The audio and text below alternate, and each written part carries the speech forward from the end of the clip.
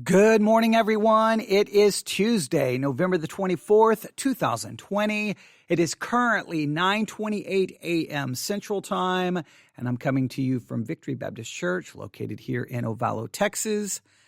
And I hope someone will be listening this week. I know it's Thanksgiving week, and in times past, I always had this idea in my mind way back when I was on Sermon Audio that, hey, like say Thanksgiving week, certain holiday weeks or holiday weekends, I always had this idea in my mind, I'll do hours and hours and hours of recordings or live broadcasting because people are, they're going to have some time off from work, so they'll listen, twice as much. What I've discovered, at least in the past, is it didn't always work out that way. That in a lot of cases, people have a routine to when they listen to, say, podcast episodes. And a lot of times it's on their way to work. It's on their way home from work, maybe during their lunch hour, maybe while they're at work. But once their work schedule gets changed because of a holiday weekend or a holiday week, guess what? They stop listening to your podcast episodes. So your numbers drop dramatically. And then sometimes after the holiday, then the numbers go back up. But it's 2020. Is it going to work the same way? I don't know. But here is my thoughts. Whether people are listening now or listening later, there are important things to talk about, so we're going to talk about them. And I'm going to, whenever I have the opportunity to drive out here to the church and walk through that front door and come back here to this table and set up my podcasting equipment and hit the big red go live button, that's what I'm going to do. And I'll let, whenever the episode gets listened to, that's when it gets listened to. And hopefully it will still be relevant and still be beneficial whenever you get to it. All right. Hopefully some things we may be talking about today may be a little bit more time sensitive. Other things, well, I don't know. I think, well, yeah, there's a number of things that may be time sensitive today. We'll just see. I don't know where today's live broadcasting is going to take us, but wherever it goes, hopefully at some point you will discover the episode and it will be beneficial to you. If it's not beneficial to you when you get to it, then I apologize.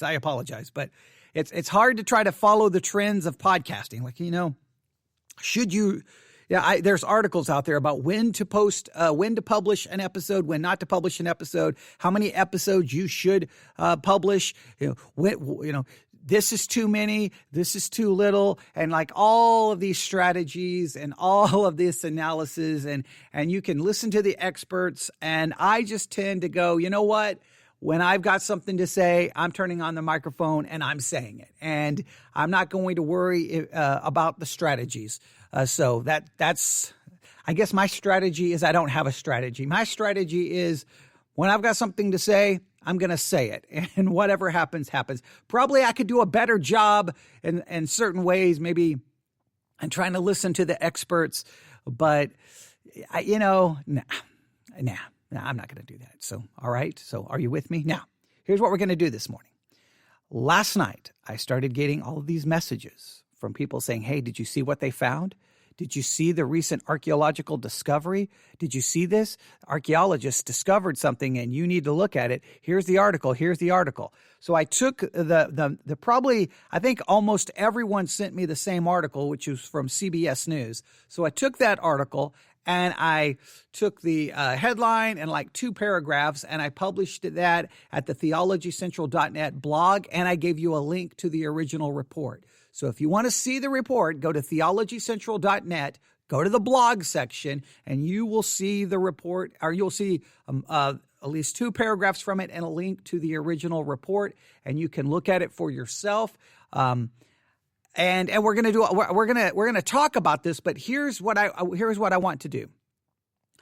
I'm going to give you the information from the report, but I'm going to go beyond that because I think that as Christians, we need to learn how to process this kind of information, because I've witnessed way too many times Christians, pastors make absolutely foolish claims about some kind of a discovery that turns out later to be proven to be a hoax, to be fraudulent, to be fake, or it turns out not to be what everyone claimed that it was, and then we end up looking foolish.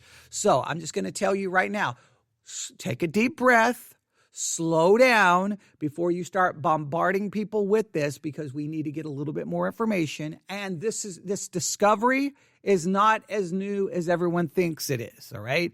If you start doing a search for information, you're going to find articles going all the way back to 2015 about this so-called discovery. So it's not a new discovery. Why did CBS News all of a sudden throw it out there last night? I'm not 100% sure as of yet, but it's just interesting sometimes how this works. So it's not really a new discovery. It's an old discovery. There have already been things published about it, all going, again, at least back to 2015. I didn't do extensive research, but we need to talk about it. We need to try to understand it, and we need to see what's the right way to think about this, all right? So are you ready? Last night, I started getting emails. Hey, did you see it? Did you see what they discovered? They have found the boyhood home of Jesus. They have found the boyhood home of Jesus. Or that's pretty much the way all of the email subject lines read. They discovered the boyhood home of Jesus. They discovered the boyhood home of Jesus. Are you going to talk about this? Now, first of all, to every person who emailed, thank you, thank you, thank you. I do appreciate it because I may not have seen the article. So thank you. I don't care if I received the same article 30 times. I don't care, because that's you taking the time to email me. And as I've told people who've emailed me in the past, sometimes, look, I don't have a research staff.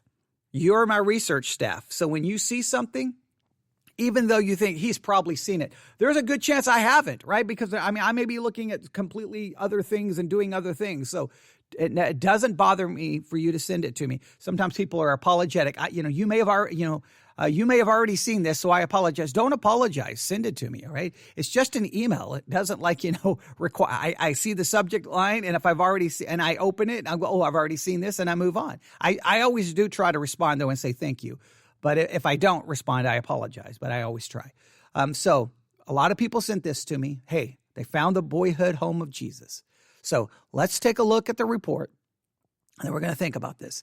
This was posted yesterday, November the 23rd at 11:59 a.m. At 11:59 a.m. by CBS News. Why it kind of became, I don't know why people started discovering it. Well, probably it was reported during the day, and then maybe later in the evening when people were sitting down looking at news feeds or whatever, all of a sudden they started seeing it. I don't know. It's almost like at the exact same time at around 8, I think it was around 7 or 8 p.m. That's when all of a sudden it seemed like everyone discovered it at the same time. It was very interesting. But here's the headline, right? CBSnews.com, again, published November the 23rd, 2020 at 11:59 a.m., all right, by Madeline Richards. Here's the headline. Is this house under a convent in Nazareth, the boyhood home of Jesus? Let me read that headline again. Is this house under a convent in Nazareth, the boyhood home of Jesus? Now, the first thing you should do if you are a good researcher, if you are careful, if you care about the truth, the first thing you should note about this headline is this. The headline is stated as a question. They're not making a dogmatic claim. They have found the boyhood home of Jesus. They're asking, is this house under a convent in Nazareth the boyhood home of Jesus? It's a question, right? Too many times I've seen people send me a news story saying, hey, this proves it. And I'm like, the headline is in the form of a question, all right? So did the article actually prove it, or the fact they put the headline in a question form, were they doing that because there's some question or doubt in regards to the matter? So you got to think things through. So first of all, it's in a question. It's in the form of a question. Is this house under a convent in Nazareth, the boyhood home of Jesus? All right. Here is how it begins. You're not going to find an inscription saying this is the house of Jesus, Ken Dark admits. But the professor of archaeology and history at England's Reading University believes there's a strong case to be made for the house he's been studying for 14 years. So he's supposedly been studying this for 14 years, and he believes there's a strong case to be made that this house that's under a convent is the boyhood home of Jesus. All right. Now, that from a Christian perspective, look, we always love when archaeology seems to confirm or prove something from the Bible. Anything that we can find to show that Jesus actually existed, that he actually existed in history, that's great information, and we love to use that information when we're having a discussion or a debate with someone and we need to throw in some kind of evidence, because a lot of times, do you have any evidence other than the Bible? And whenever we can pull out things from archaeology, history, whatever, we love to say, here's the proof, here's the evidence, and that's perfectly okay. That's perfectly fine to do. Just always ensure, this is very important, that if you're trying to convince someone of the truth of Christianity, I'm going to drive this point home today. Whenever you share information that you're trying to use to argue for the validity, the proof of Christianity, the truthfulness of the Bible, please ensure the information you share is 1,000% accurate. If you share false information and they discover that the information you're sharing is fraudulent or fake, it pretty much destroys your entire argument about the truthfulness of Christianity, because it begins to look like that Christians use fraudulent information to try to support the truthfulness of Christianity. So please be careful in doing so, all right? So whenever you find information, make sure it's truthful before you send it out. But this individual, he's been studying the house for 14 years. He believes there's a strong case that this house under a convent in Nazareth is the boyhood home of Jesus. Let's see what they have in this article for us, all right? Let's just read this critical. Let's think this through. The house in question, or what's left of it, can be found underneath the Sisters of Nazareth convent in central Nazareth, obviously in Israel. It's near the famous Church of the Annunciation, the spot where many Christians believe the angel Gabriel informed Mary that she would have a child. The building has been dated to the 1st century AD, and according to Professor Dark, that's literally his name, Professor Dark, it appears to be a typical family home of its time and place. Right? It's just a typical family home of its time and place. So when I'm reading this, I start going, okay, then why do you think it's the boyhood home of Jesus, right? I'm assuming you've discovered, there's been a lot of houses have been discovered. Why do you think this is the house? This was the home of Jesus. Well, let's see what else they have to say here. There was nothing unusual about it. It's not pitifully poor, but there's no sign of any great wealth either. It's very ordinary, he told CBS News. If this is the childhood environment of Jesus, there's no reason to believe he grew up anything other than a very typical Galilean home of its time. All right. Now, please note the professor, they have a quote here. If this is the childhood environment of Jesus, once again, being stated almost in a question way, if this turns out to be. So that doesn't give me any sign yet that there's something to be dogmatic here about. This doesn't give me any sign that I should grab this information and go run around using it if I'm trying to argue with a lost person. This just says that this person's been studying it for 14 years, and he obviously thinks there's a strong case for it. But even here, he says, if this is the childhood environment of Jesus, even there seems to for some question or doubt. The article continues. So what are the clues? All right, now this is good. We want to know what the clues are. We want to know what the clues. We want to know if there's any, hardcore evidence here to prove this. Here are the clues. One, says Dark, is the quality of construction. Whoever built the house had a very good understanding of stone working. That would be consistent with the sort of knowledge we would expect of someone who might be called a tekton, the ancient Greek word for craftsman that was used to refer to Joseph. By itself, that's not got flashing light saying this is where Jesus lived, but it's underneath a 5th to 7th century Byzantine church. All right, so it seems like the first clue, I'm just kind of taking this paragraph apart, is it's It's of quality construction, and this would be consistent with the sort of knowledge that Joseph supposedly would have had.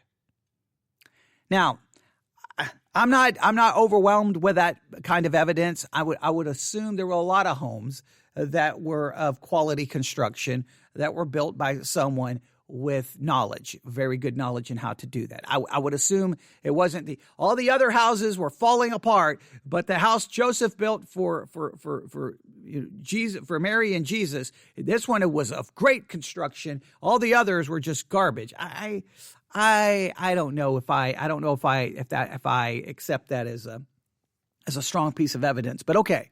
I would say you could say it would be consistent if you were going to find a home built by Joseph for Mary and Jesus.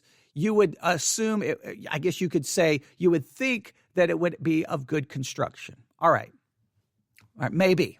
All right, this is the second piece of evidence. Even though they don't have it labeled, like they have the first thing as good quality construction, and then they slide into this point, but they don't label it number two. So, all right, but I'm going to call it number two. Number one, quality construction. Number two, it's underneath a 5th to 7th century Byzantine church. The argument here is because it's underneath a Byzantine church from the 5th to 7th century, this possibly gives proof or credence to the idea that this was the boyhood home of Jesus. Why do they say that? Well, let's read. Darg said that let me read this again. Darg said that church is almost certainly the one described by a pilgrim in the 380s and known as the Church of the Nutrition, taken to mean the nurturing or upbringing of Christ. All right. So let's read this again.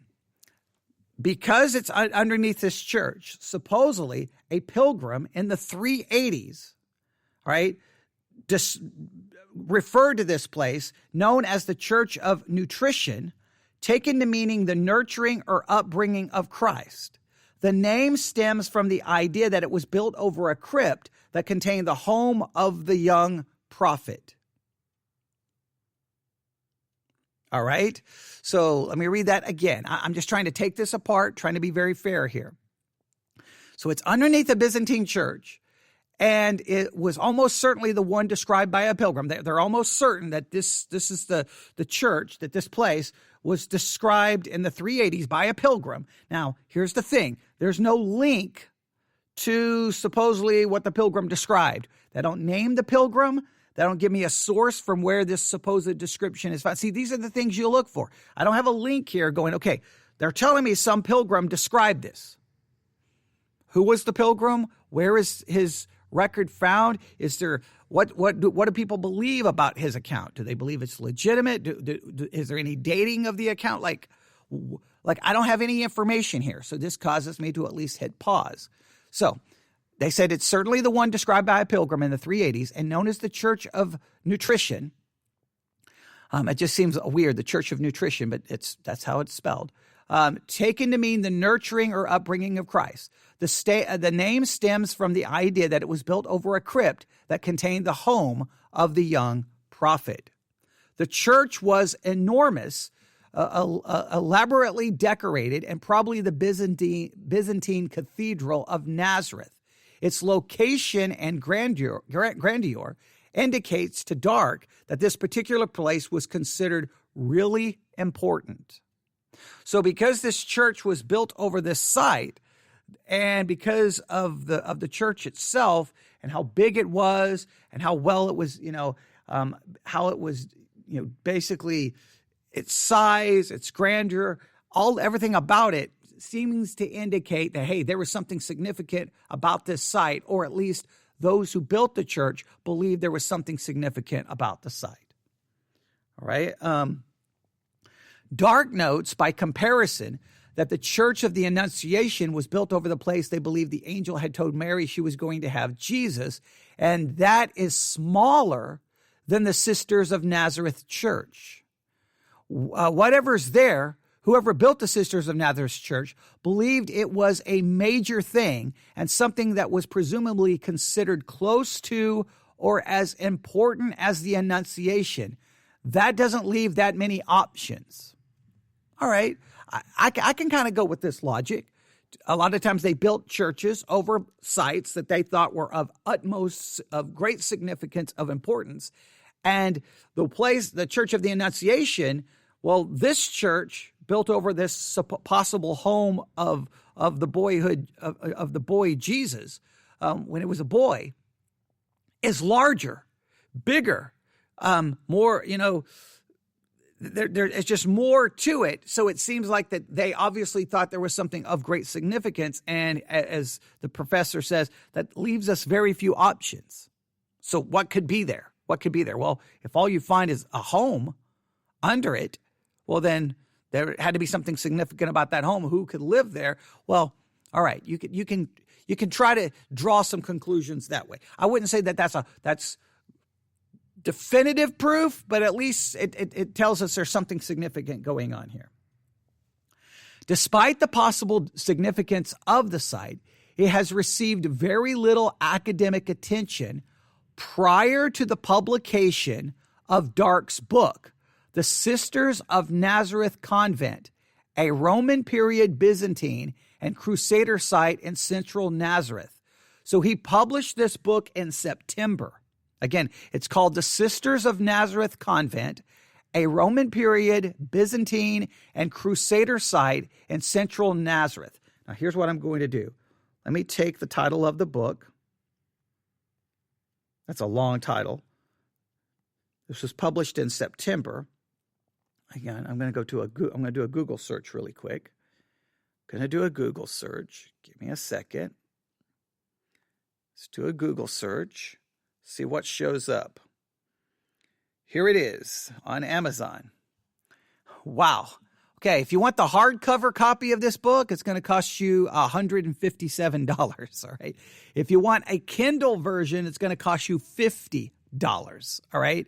So I guess the average person is probably not going to be reading this book, all right? Here's the title as it reads on Amazon: The Sisters of Nazareth Convent, a Roman period Byzantine and Crusader site in central Nazareth, the Palestine Exploration Fund Annual, first edition, by Ken Dark. That's the professor who's supposedly been studying this house for 14 years. And there you have it. I mean, if you want the book, they've only got 3 left in stock. $157. So yeah, the problem with that is that's wonderful. He's published a book about it. It's probably very academic. It's probably wonderful, but this is what is frustrating. Now you and I, the average person, I mean, I'm not spending $157 for that book. I'm not going to ask my church to spend $157 for that book. I wouldn't want anyone to spend $157 on that book. So we have to then rely on the reports found in, say, CBS News, and we'll see, how many other people are reporting on this. But so that's probably why. So the book was published in September. That even though this has been talked about all the way going back to 2015, the publication of a new book is probably what sparked then this recent coverage in the news. All right. So he says the book has received very little academic attention prior to the publication of his book. He said the site was largely ignored for years after being dismissed as insignificant by an influential archaeologist in the 20th century. So at one point, a influential archaeologist said it's insignificant. Now, you got to at least keep that in mind when you're looking at the story. So that means there was a time people didn't think it was significant. Now, maybe his research is going to prove otherwise, but I would assume that influential archaeologist would have noted that, hey, here's this Byzantine church from the 5th to 7th century. Look how big it is. Look at how significant it appears to be. And it's bigger than the Church of the Annunciation, so this has to mean there's something significant here.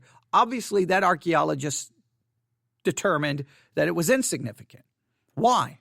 Well, the article doesn't tell us why he came to that conclusion. But it does go on to tell us this. When Dark first came to the location in 2006, he found records from earlier investigations that were never published. All right, why were they never published? All right, that's significant. Let's continue. None of this stuff has been touched for generations. It was incredible to see how little attention there's been, he said. The site was originally discovered in the 1880s, and over the following 50 years was excavated by the nuns of the convent themselves. So the nuns of the convents, they were the ones doing the excavation. They were doing it themselves. So they were there. No one was paying any attention to what they were doing. Nobody seemed to care. Everybody seemed to think it was insignificant, and the nuns were doing the work. That's very interesting. The project was initiated and directed by the superior of the convent, and it's one of the first examples of an archaeological project directed by a woman. Her excavations predated by around a century the woman commonly considered female pioneers in the field of archaeology today. That's kind of fascinating. So these women were doing excavations before. In fact, they said around the excavations by these nuns basically predate around a century the woman considered a female pioneers in the field of archaeology today. That's kind of interesting. You had these nuns doing this and nobody was paying them any attention. Nobody. And they obviously don't seem to get any credit for being some of the first, I guess, quote unquote, female women archaeologists. So that adds something interesting to the story. If you want for this to get more mainstream attention, focus on that. Make that your headline, because that will a lot of people will pick that up, and then you can go with that angle, and then get to the possible fact that this is the home of the boy of Jesus when he was a boy. Despite the evidence in favor of his theory, Dark stressed that it was by no means a conclusive case. Now let's stop right there. Very important. Now we had to read a long ways down. But right there, even the one who's been studying this for 14 years says this is not a conclusive case. Now, why do I stress that? Because when Christian sites, it'll be interesting to know when Christian radio and Christian podcasts and Christian sites pick this up, or it shows up in Christian books, many cases they're going to report it as if it's a conclusive case. You always have to read all the way down. So the one doing the study is like, this is not a conclusive case. So that means you and I should not run around telling everyone, hey, it's conclusive. They found the boyhood home of Jesus. This proves that he existed, proves that he lived there, proves Joseph was, a carpenter, proves all of this stuff. And you've got to be careful and not do that. All right. So it's not a conclusive case. Just keep that in mind. If you've got friends posting this on social media, just say, hey, did you read the article? It's not a conclusive case. So let's not present it as it is, all right? You can present it. This is interesting. This will require more research, but this could lead to a significant discovery and another piece of evidence proving that Jesus existed, all right? So the professor says it's by no means a conclusive case. However, the professor continues, and I quote, on the one hand, we can put forward a totally plausible case that this was Jesus' childhood home. But on the other hand, actually proving that is beyond the scope of the evidence. It's debatable whether would it ever be possible to prove that he said. So he thinks we may reach a point that most likely it's going to be impossible to prove it. So in other words, this is always going to be theoretical, it looks like. While the debate will undoubtedly go on, Dark is convinced that he's onto something, and it's more than guesswork. I'm an archaeologist. I'm not making up stories. I'm working off evidence, he told CBS News. What's there on the ground is very consistent, very convincing.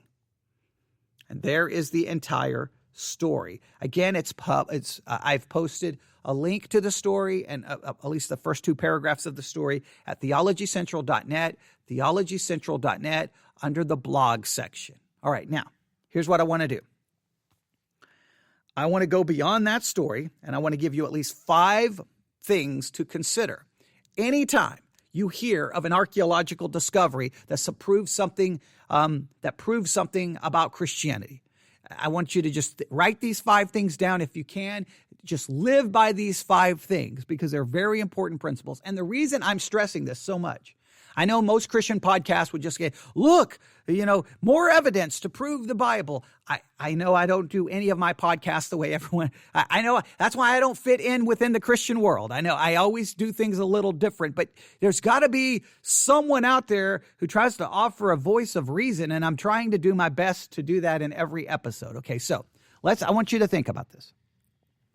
Now, before I give you these 5 points, I'm going to explain why this bothers me so much, why this bothers me so much. I'm going to give you a number of examples from my own life why this bothers me. Number 1, I don't remember what year it started, but I started receiving emails years ago from person after person sending me a video that supposedly proved, beyond a reasonable doubt, that they had discovered conclusive evidence that proved the Exodus account of crossing the Red Sea, that they found, all the remains of the Egyptian army, and they found all of this stuff under the Red Sea, and they had video, and it was conclusive, it was proven, there was no question, it was no doubt, 100%. And Christian after Christian, I heard pastors say this in sermons, and so I started looking into it, and I'm like, wait a minute. There's some questionable things going on here. And then a number of prominent ministries came out and said, hey, guys, this is a hoax. This is not real. This is not legitimate. Now, did all the Christians who posted all of that information, made all of those claims, did they offer a retraction? Did they offer an apology? Did those pastors remove those sermons? Did they come back and preach a new sermon correcting it? No. Everyone walked around going, they've got absolute proof that the book of Exodus occurred just the way it said. They've got, and the book of Exodus has been one of those books, there's a lot of discussion about the lack of archaeological findings has caused people to call it into question. Now, I'm not saying we should call it into question. I'm just saying we can't offer up archaeological proof that's later called into question or labeled an actual hoax. You don't do that. So because of that experience, I've always stated, you know what? I've said Christians should be the ones who are truthful. Christians are the ones who should speak truth. We should not put forth false information. If Christianity is true, then we don't use false information to prove it. We use correct and accurate information. Another example. It used to be relatively common. This started when I lived in Nebraska. It came over to Texas. Now, they've kind of stopped now. They finally got tired of coming to my house here in Texas, but it was super common when I lived in Nebraska. I'd get a knock on the door. I would open the door, and there would be 2 individuals standing there wearing a white shirt, usually a black tie with a little black name tag, carrying a backpack. They rode to my house on bicycles, and you know who I'm referring to, Mormon missionaries. And they would come into my house, and they would give me their little presentation. Now, I always tried to be respectful. I always tried not to, be a jerk. I would always let them talk, gave them their opportunity, and then I would start all of my questioning. I developed a whole system of ask this question. I'd read the Book of Mormon, I don't know how many times, and asked questions specifically from the Book of Mormon. And a lot of questions. And not in every situation, but in many situations, the Mormons would try to offer me some kind of supposed archaeological proof for the Book of Mormon and its claims about where these things occurred and the peoples who existed. And they would say, oh, there's archaeological evidence in the Smithsonian, in this museum or this museum. And I would probably say about 80% of their claims, when I went back and researched, would be proven to be absolutely fraudulent. And so when they would come back to my house, I would bombard them like, you told me this, not true. You told me this, not true. You told me this, not true. Usually they would get irritated and leave my house, and, they would stop coming, and then someone else would come to my house later on. But that bothered me. I'm like, okay, I can expect someone in Mormonism, I believe a false religion, it's not Christianity, I can expect them to give me false information, but we should not do that. So because they gave me false information about supposed archaeological discoveries, Christians had sent me false information about archaeological discoveries, I became very much a skeptic about any claim. And in many cases in Bible college or seminary, somebody would say, hey, there's archaeological proof proving this part of the Bible. And I would be like, oh, really? And then go do research, look up. And I would come back to class going, actually, there's about 30 articles calling this into question. There's about 30 articles published in journals, peer-reviewed, calling this all garbage. So why are you citing this as evidence in a Bible college or a seminary? And we have to be careful not to be deceived by these false claims. Here's the thing. Because you want to believe something to be true, it doesn't make it true. You can want to believe it all day. It doesn't make it true. So just because you see a report that you want to believe true doesn't mean the report is true. All right. Now, by faith, we believe the Bible is the Word of God.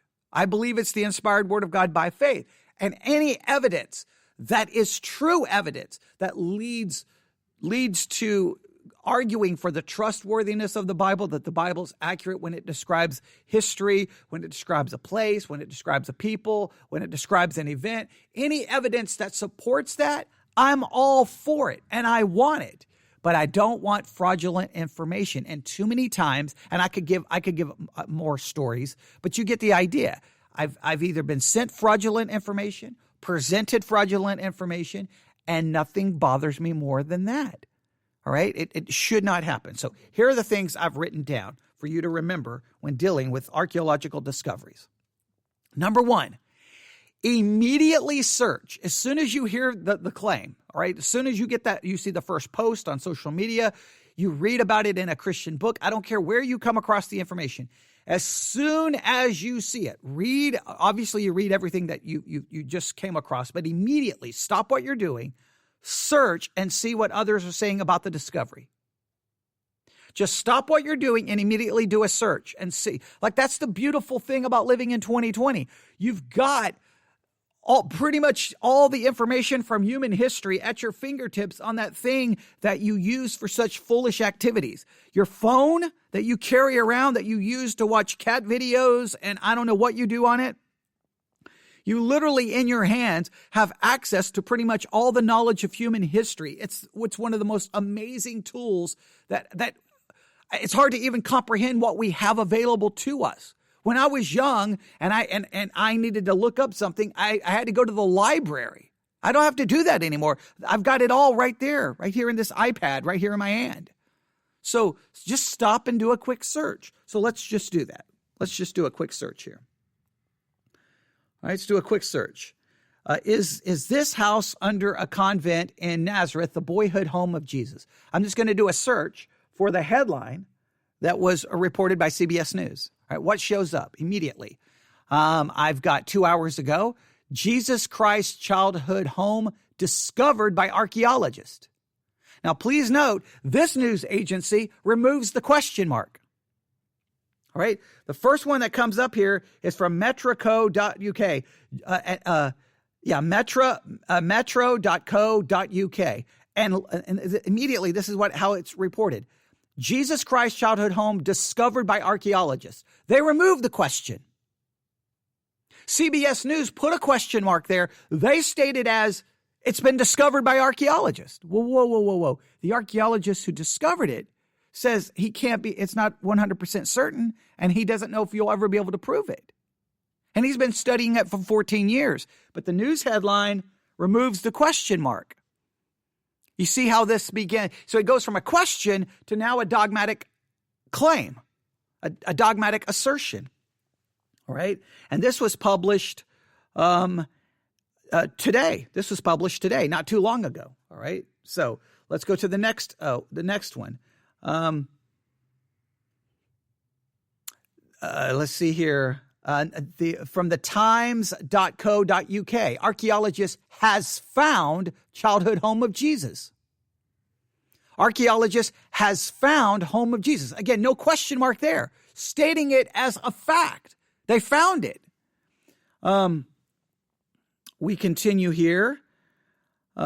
Childhood home of Jesus discovered by, let me pull up the actual story.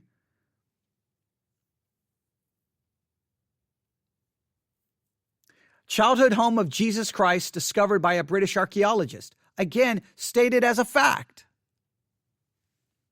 Now, you see why you have to do searching? Because you may come across one of those stories that says it's a fact. You have to do a search, and then you come across those. You come across the report calling it into question, or at least, well, the CBS at least gives you the quote from the actual archaeologist saying, it's not 100% certain. So you've got to do the research yourself. You cannot just trust the first thing you find. But now, if you go further down under the search, look what you come across. This is dated March the 2nd, 2015. Stop right there. Now, see, immediately that tells me, wait a minute, this is not something new. This is not a new discovery. This is, okay, so now this is going to give me perspective, right? So guess what? Look what site this comes from. This comes to us from, are you ready? Biblicalarchaeology.org. Biblicalarchaeology.org. And please note their headline, has the childhood home of Jesus been found? ? There you have it. So originally there was a question mark, but see, now you move forward in time, and now they've removed the question mark according to most of the news reports. However, if you actually read what the archaeologist who studied the house for 14 years is saying, we can't be conclusive. We don't know if we'll ever be able to prove it. Then it needs a question mark. And any news site removing the question mark, they're misleading people. Now, maybe their articles, if you read the articles themselves, will, in a sense, add the question mark. But here's the thing. You know how many people don't actually read news articles? They read the headline, like the first paragraph, and then they immediately start sharing it on social media. You've got to read everything. Let's see what the Biblical Archaeology website has to say here. Let me pull this up. This was published, it was dated, hang on. It was dated March 2015. Then it looks like Bible Archaeology. Then they published an article in December of 2019. This is what it says. Has the childhood home of Jesus been found? The childhood home of Jesus may have been found underneath the Sisters of Nazareth convent in Nazareth, Israel, according to archaeologist Ken Dark. All right. The excavation site located beneath the convent has been known since 1880, but it was never professionally excavated until the Nazareth Archaeological Project began its work in 2006. Has Jesus Nazareth House been found in the March-April 2015 issue of Biblical Archaeology? So there was an article published in March of 2015. But the Nazareth Archaeological Project began its work in 2006. So the nuns did the original excavation. Then someone else came along and I guess did a professional excavation starting in 2006. See, now when we take this and we add it with the CBS News, we're getting a fuller picture of exactly what happened. See, with just reading one, we don't get everything. All right, I'm getting all kinds of notifications, people sending me all kinds of stuff. Everyone, calm down. All right, I'll get to all of your messages in just a minute. It says this article. The director of so they mentioned Ken Dark, which is the one who's been studying it. The director of Nazareth Archaeological Project not only describes the remains of the home itself, but explores the evidence that suggests that this is the place where Jesus spent his formative years, or at least the place regarded in the Byzantine period as the childhood home of Jesus. Now, please, that's a very important statement. It possibly was regarded as the home of Jesus when he was a boy during the Byzantine period. Doesn't mean it is. Means it was regarded that way at that time, it seems. All right. And then they go on. Hang on. The last paragraph they have here, Ken Dark also discusses the relationship between the childhood home of Jesus, and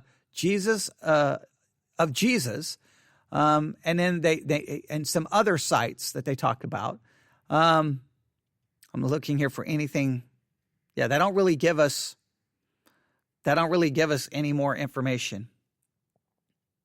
Yeah. They do have this statement. They said that this may come together, that if you put some of the evidence together, it comes together to suggest that this location may be where Jesus transitioned from boy to man. It may be. So even then, it was maybe. So again, when you just start doing all kinds of research, you start finding, wait a minute, first, this is not a new discovery. They've known about it for a very long time. They started doing professional excavations in 2006, 2015. An article was written. Obviously, in September, a book was published. That's $157 by Ken Dark himself. But he himself, the one who studied it, listen, that's who I'm going to rely on. I'm not going to rely on some guy on Christian radio. I'm not going to rely on a pastor behind a pulpit making a claim. I'm going to rely on the guy who's actually studied the place. And he cannot conclusively say it is. So we cannot conclusively say that it is, all right? So I'm going to make that very clear. So that's what happens when you just do a little bit of research, all right? So let's go through these again. How do you handle archaeological discoveries? Number one, immediately search and see what others are saying about the discovery. Look at everything that's being said. Try to get a good, and the reason you do this is sometimes when you do a search, what you'll find out is there'll be 40 articles calling it into question as being legitimate. Well, then immediately you need to back up and go, whoa, whoa, whoa. There's a lot of people out there calling this into question. I better stop what I'm doing. All right, so immediately search. Number two, look and see what proof is actually being offered. When you read an article, you have to look at what proof is actually there. Like in the CBS article, what proof did they actually give us? Well, the house was of good construction. It was underneath a Byzantine church, and this Byzantine church is really big. It's really grand. It looks amazing, and that means they thought there was something significant here. Okay, well, that doesn't mean it's the boyhood home of Jesus. It just means they thought something significant was here. However, there seems to be a house under it, so there's a good chance they believe that maybe that's where Jesus lived. That's not conclusive proof, but that's the proof offered. Know what the actual proof is. You have to separate the claim from the proof. There's the claim. What is the proof? Break down the proof. All right. So number one, immediately search and see what others are saying. Number two, look and see what proof is actually being offered. Number three, does the story link to the full research? Does the story provide a link so that you can see the full research? The CBS News, they don't. They tell us about the book. They don't even provide a link to the book. So we looked up the book, and that's $157. So if I want the actual research, I'm going to have to pay $157. Right? Now, if I'm not going to pay $157 and I'm not going to work through this very academic, tedious discussion of the evidence, then I got to be very careful running around telling my lost friends that they found the boyhood home of Jesus, right? Unless I'm willing to spend the time and money to do that, all right? But look for a link that gives you here's the actual research, right? Look for it. If they don't do that, then be very careful, all right? Okay, we've got some breaking news coming in about something else we'll talk about in another episode. All right, number one, so immediately search and see what others are saying. Number two, look and see what proof is actually being offered. Number three, does the story link to the full research? Number four, has the research been peer-reviewed? Has the research been peer-reviewed? Has it been placed out there so other archaeologists and other people who are experts in that field can look at it and go, and what are you talking about? If it hasn't even been peer-reviewed, then then slow down. Don't say a word until others start looking at the research, and then they can offer their perspective, their theories, and their conclusions. All right. Be very careful if it has not been peer reviewed. All right. Next, give it time. Wait a few months and then search to see what has been said about the claims. So here's what you do. Number one, immediately search and see what others are saying about the discovery. Number two, look and see what proof is actually being offered. Number 3, ask yourself, does this story actually link me to the actual full research? If it doesn't, you got to be at least careful. Number 4, has the research been peer reviewed? And then number 5, give it time. Give it time. Just wait a few months, then go back and search. It's amazing how, and this is with any kind of supposed discovery. Hey, we discovered life on this planet. And then you go back 4 or 5 months later. Well, actually, it's not quite what we thought. Yeah. The first headline gets all the attention. Sometimes the follow-up, which isn't so glamorous and isn't so epic and isn't so explosive, that doesn't get any attention, and everyone runs around repeating the initial claim. Always wait a few months and then go back and search and go, okay, wait. All right, now there's like 30 articles calling this into question. All right, good thing I waited. Wait. That's how you handle this kind of thing. All right? This is the way you handle it. All right? And this helps you as a Christian. Look, listen, this is the basic conclusion. As a Christian, don't present questionable, fraudulent information to try to prove the truthfulness of Christianity. Don't do that. Right? That doesn't make any sense. So let me go through these again. Immediately search and see what others are saying about the discovery. Look and see what proof is actually being offered. Does the story link to the full research? Has the research been peer reviewed? Give it time. Wait a few months and then search to see what has been said about the claims. Now, just you be on the lookout if you hear on Christian radio or if your pastor stands up Sunday going, they have found the boyhood home of Jesus. This proves that the biblical account. Don't call him out, obviously, in front of everyone, but you may want to afterwards go, hey, pastor, you do realize the person who actually made the discovery or the person who's studied, obviously the nuns have been excavating the site for a long time. But this professor who's been studying it for 14 years, do you realize he has said that we cannot be conclusive and we may never be able to prove it? And you just stood in the pulpit and told everyone it's fact. Don't you think you need to offer a retraction? Now do it in a loving way and a private. Again, you don't want to try to embarrass anyone. You want to be respectful to authority, but you can't let that happen. You can't let that happen because that's misleading, and we don't want that. All right, so there you have it. That took a lot longer than I wanted. That took 52 minutes. But I just wanted to handle this in a more thoughtful way than what I think I'm going to get hit with on Christian radio. When I drive home today and I turn on Christian radio, it'll be, I don't know. Christian radio, all they're still talking about is that the election was stolen from Donald Trump. They care more about right now. Some archaeologists today could say, I have discovered 30 things that absolutely proves the Bible is 100% accurate and everything. Here's the proof. And it's been peer reviewed. It's amazing. It's conclusive. And Christian radio would be like, you know what we need to worry about is the election was stolen from Donald Trump. That's what we need. Okay, that's what we need. And even though we don't really have any good evidence, we're going to keep reporting whatever. I think Christians right now are more worried about the election than they are anything else. But this was reported by CBS News, and I'd be negligent not to bring it to you, but I would be even more negligent not to try to help you know how to process this kind of information, to try to keep you from making some of the mistakes that all Christians, we've all made it at some point. They've got this proof, and then boom, we throw it out there, and then we're like, oh no, okay, why did I say that? And then you got to go back and apologize. And I've had to go back and apologize. I've had to do that before. I've done that. Oh, I hate doing that.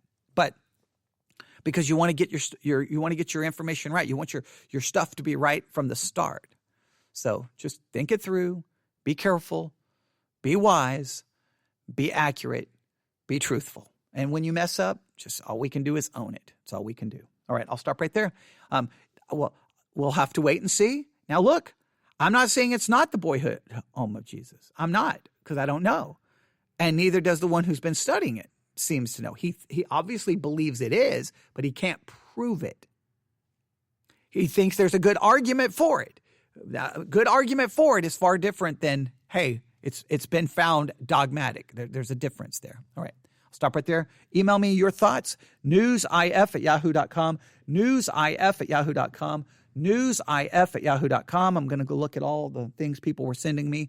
I think it was all stuff related to the election. It looks like Pennsylvania just certified the election for Joe Biden. It looks like so. I think that's what everyone was sending me. But yeah, we'll get to that in an upcoming episode. All right, we'll stop right there. Everyone have a great day. I'll be back live on the air here shortly. God bless.